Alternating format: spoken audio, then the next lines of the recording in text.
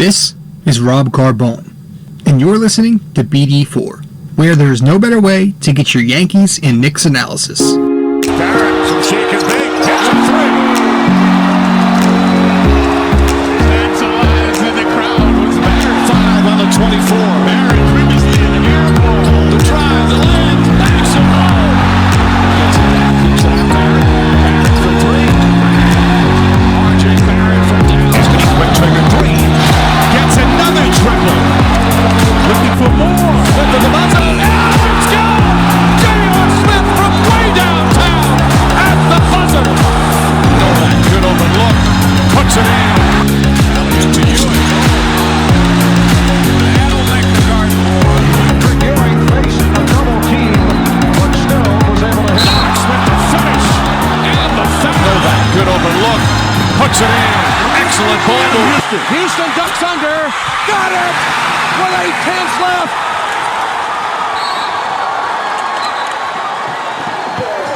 What is going on, guys? This is Rob Carbone coming at you with another episode of BD4, where there is no better way to get your Yankees and Knicks analysis. Episode 114 this time around, folks. Episode 115 this time around. We're getting up there. We are getting up there, So I appreciate all of you who followed along and, those who've listened to or watched the podcast. I appreciate it. Everything is just anything I can get is wonderful. Whether you comment, give me some criticism or compliment me. I just appreciate all the support, everything. So thank you for following along. But if you haven't subscribed yet to BD4, where there is no better way to get your Yankees and Knicks analysis, be sure to subscribe to us. Slurring my words tonight, kind of tired. It is late, but I'm sure as you're listening to this, it is the morning of May 7th, the earliest. So thank you for stopping by, folks. Tonight's pretty much the normal, same schedule, same routine here, going over another prospect that the Knicks should consider in this upcoming draft for their second first-round pick, or maybe even this guy in particular in the second round. So I appreciate you guys for stopping by once again. Thank you so much for doing that. But this time around, guys, we're going to break down the game of Payton Pritchard, who is a guard from Oregon. Spent 4 seasons there, so we're going to talk about him in just a little bit. But like usual, we're going to take a quick little break, and once we get back, we will start this up. All right.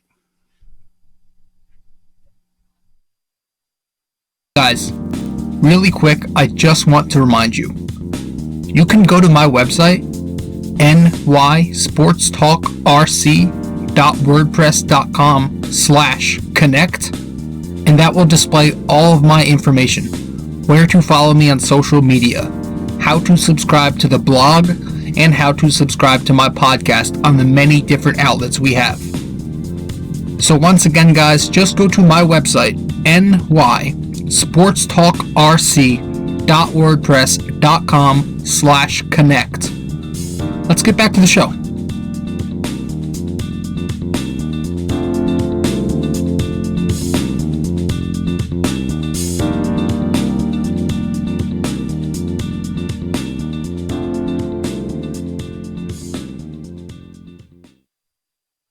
He's not really projected to be drafted anywhere higher than late first round. And even that, in my own opinion, even that from what I hear is kind of optimistic. For some reason, a lot of scouts, the reports that I've been reading up on and the opinion around the NCAA seems to be that this kid, Payton Pritchard, is either going to be mid to late second round, possibly undrafted. So I don't know. I think he's a pretty decent option. Not that I think he's going to be a star. I don't even think he's going to be a starter. I think he'll be a decent, player to come off the bench and contribute that way. But, hey, I don't know too much about this kid as much as the scouts do, but in my personal opinion, it seems like he's a pretty versatile point guard. So Pritchard, a guard, 6'2", 190 pounds, 22 years old, out of Oregon, played there for 4 seasons where he averaged 14 points, 4 rebounds, 5 assists on 44% from the field, 38% from three-point distance, and 80% at the charity stripe. Did this across 144 total games, which he started in all but 4 and played an average of 34 minutes per night. But this past season, Pritchard's senior season, he had a very productive season. His best year yet in college was his senior year, where Pritchard averaged 21 points, 4 rebounds, 6 assists. Did so while shooting 47% from the floor, 42% from three-point distance, and 82% from the free throw stripe. I don't know if you can hear my dog, but that's nice. Yes, though he was very efficient this past season. Played 31 games, started in every one of them, and played. He was not on the floor for a pretty decent duration, 37 minutes per game. But like I said, Pritchard is a versatile point guard. He's not just a good shooter, but he can play make. He can play a little bit of defense. He can rebound, and he's very tough and gritty out there. We'll start with the shooting, because I think that's the primary part of his game. That's what he thrives at best. He's an excellent catch and shoot player. Great at shooting off the screens. But overall, I think he gets most of his offense from catch and shoot 3-point attempts. But he can score off the bounce as well. Don't get me wrong. He can still put the ball on the floor and attack the rim. I think that's when he's at his best. When he's other than the 3-point shot, he's also very good at putting the ball on the floor and driving down the lane.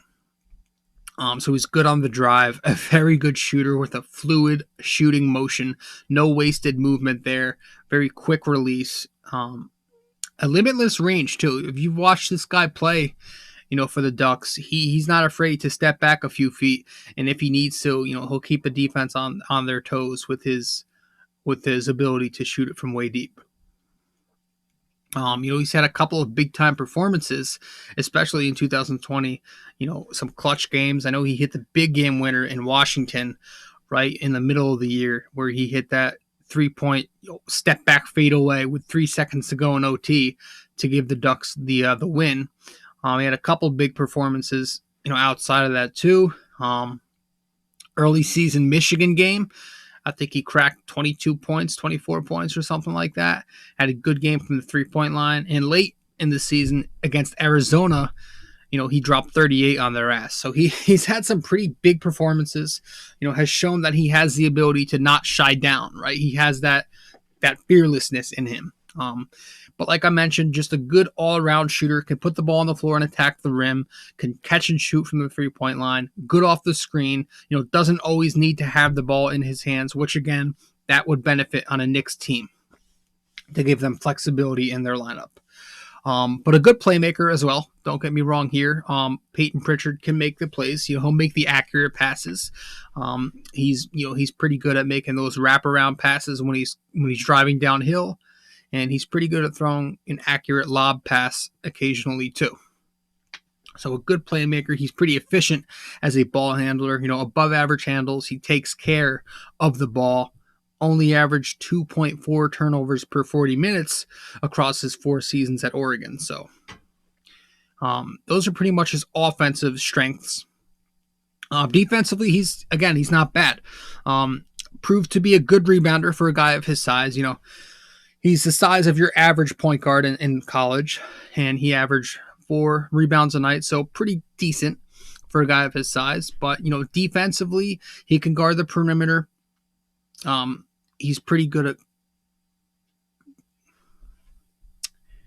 It just crashed on me. Okay, here we go. Sorry. He's pretty good at guarding the perimeter. He can collect the steals.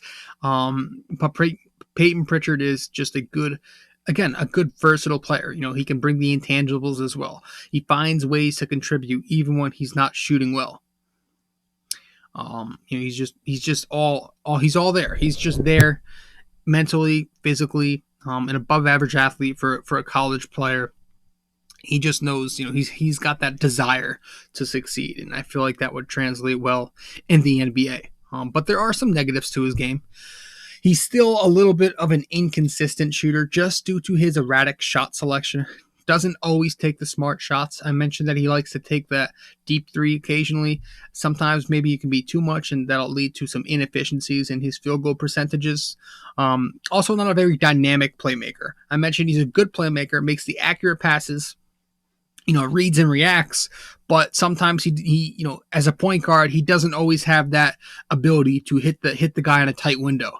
Doesn't have the advanced passing abilities that you want from an NBA point guard. So that's going to have to improve if he wants to have a successful NBA career. In terms of scoring, like I said, he's good at putting the ball on the floor and attacking the rim. Doesn't always finish well in traffic. Again, we mentioned his mediocre size, and he's got above average athleticism for a college athlete, but how will that translate in the NBA with a little bit quicker guards, with a little bit taller defenders guarding that rim?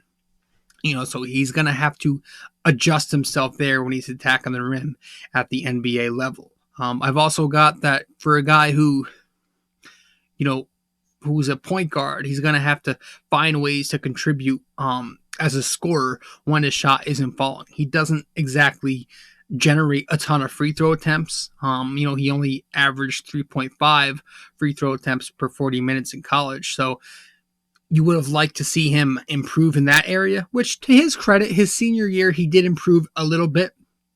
But it would be nice to see him bring a little more craft to his game.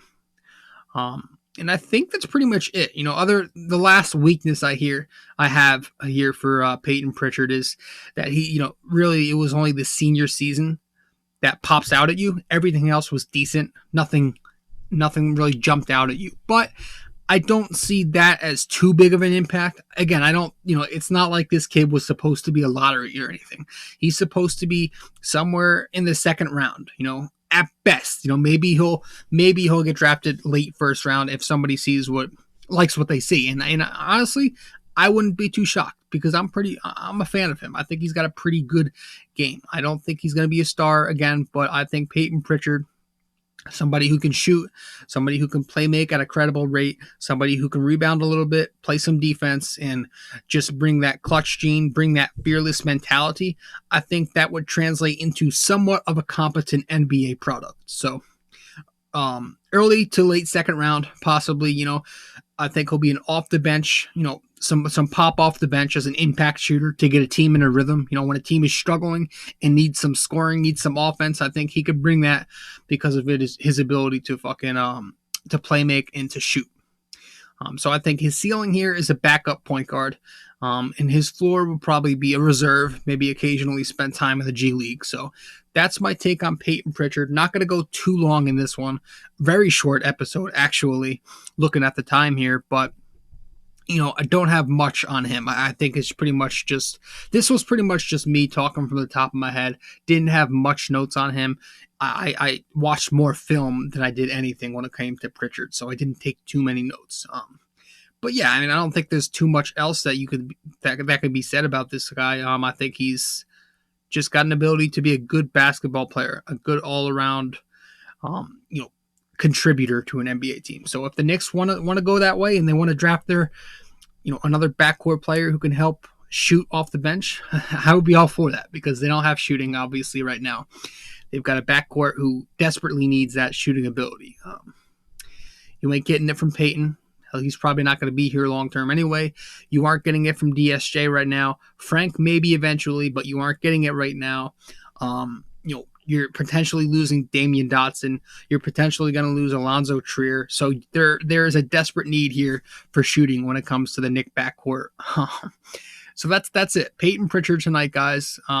Next time out, I'm not sure who we're going to get to, but we might conclude this, late first, second round prospect scouting, and we might go over some of the lottery guys again. I might do that all over again, and just to review a few things, just for the hell of it. So, guys, thank you for stopping by. I think that's all I've got in this one. Nothing else needs to be said.